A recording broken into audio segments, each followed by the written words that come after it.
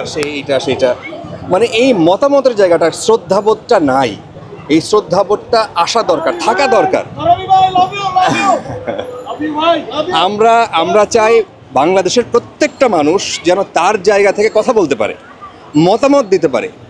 বাংলাদেশের যত খারাপ অবস্থা হয়ে যাক, আমরা এই মতামতের জায়গাটা সংকুচিত হোক এটা কোনোভাবে চাই না। যে মানুষটা তার সন্তান হারাচ্ছেন, একজন পুলিশ কালকে মারা গেল, কি যাতা অবস্থা। আমরা তাদেরকেও যেমন কাভার করতেছি, পুলিশের পরিবারকেও যেমন দেখাচ্ছি যে দেখেন একটা পরিবারের যিনি মেইন আয় করে সে না থাকলে তার একটা ছোট বাচ্চা দেখলাম যে তার 7-8 বছর হবে বাচ্চাটা, এবং কিভাবে কাঁদতেছে, মানে কিভাবে বুকটা ভেঙে যাচ্ছে।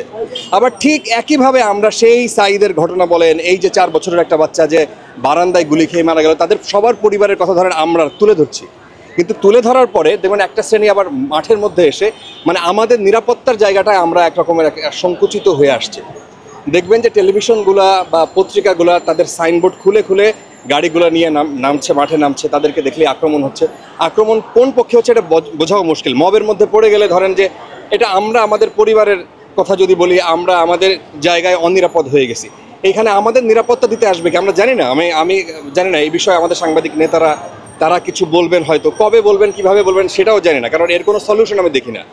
কিন্তু আমি সাধারণ মানুষ যারা এই ভিডিও করেন, যারা এই ভিডিও দেখবেন, আপনাদেরকে অনুরোধ করি যে আপনাদের মতো আমাদেরও সেম, আপনাদের মতো আমরাও আপনাদের সন্তান ভাই। রাস্তায় আমাদের থাকতে হয়, দুই পক্ষকেই আমাকে দেখাইতে হয়, দুই পক্ষের মেসেজই আমাকে সামনে আনতে হয়। এরপরে আপনি কোনটা নেবেন কোনটা নেবেন না এটা আপনাদেরই ব্যাপার। সো ওই জায়গায় আমাদের মতামত প্রপারলি দেওয়ার সুযোগ থাকে না। সো এই প্রফেশনের জায়গা থেকে আপনারা আমাদের জন্য দোয়া করবেন আর সবাইকে রেসপেক্টটা দিবেন। আমি এই রিকোয়েস্টও করি, ধরেন যে আমাদের বাংলাদেশের যে পুলিশ ভাইরা ধরেন তারা উপরের একটা আদেশ শোনে। আমি অনেক মানুষের সাথে, অনেক পুলিশের সাথে কথা বলছি, আমি দেখা মানে যখন ইনফর্মালি কথা বলি আমরা, তখন দেখবেন যে সবাই অসহায়ত্ব প্রকাশ করে যে ভাই আমি কি করব, আমার কি করার আছে উপর থেকে যখন আদেশ আসে। সো এই মানুষকে দেখলে, একটা পোশাক দেখলে আপনি তাকে অসম্মান করেন না, তাকে যে কোনোভাবে তার রেসপেক্টটা তাকে দিয়েন, তার একটা ফ্যামিলি আছে, হ্যাঁ। সো তাকে আদেশ পালন করতে হচ্ছে। এই জায়গায় আমার মনে হয় একটু সহিষ্ণুতা দরকার, সহনশীলতা দরকার। সেই জায়গায় আমাদের আরেকটু ভাবা দরকার যে এই মানুষটাকে মেরে ফেললে আপনিও যাদের বিরুদ্ধে অভিযোগ দিতে যাচ্ছেন আপনিও সেই দলের একজন হয়ে গেলেন। সো আমার মনে হয় যে আপনাদেরকে করজোড়ে মানে বিনীত অনুরোধ করবো, আমরা মানুষ, আমাদের মনুষ্যত্বের জায়গায় আর একটা মানুষকে আঘাত না করে যদি তাকে আইনে সুপর্দ করার দরকার হয় তাকে তাই করেন। নিজেকে আমরা যেভাবে মাঠে আছি, ফিল্ডে আছি, দেখেন আমাদের 4জন সাংবাদিক প্রাণ হারাইছে। আমাদের আনফর্চুনেটলি আমাদের যখন কেউ আমাদের পরিবারের, যখন আমরা আহত হই বা নিহত হই, আমাদের পরিবারের খবর টেলিভিশনেও আসে না, পত্রিকায়ও আসে না, বুঝছেন? এটা হলো খুবই আনফর্চুনেট। আমরা আমাদেরকে নিয়ে লিখি না। তো সেই জায়গায় আমি হাতে পায়ে ধরে বলি সাধারণ মানুষকে যে আপনারা মাথার মধ্যে ওই চিন্তাটা নিয়েন যে এরাও আপনাদের ভাই, এরাও আপনাদের ছেলে, আপনাদের মেয়ে।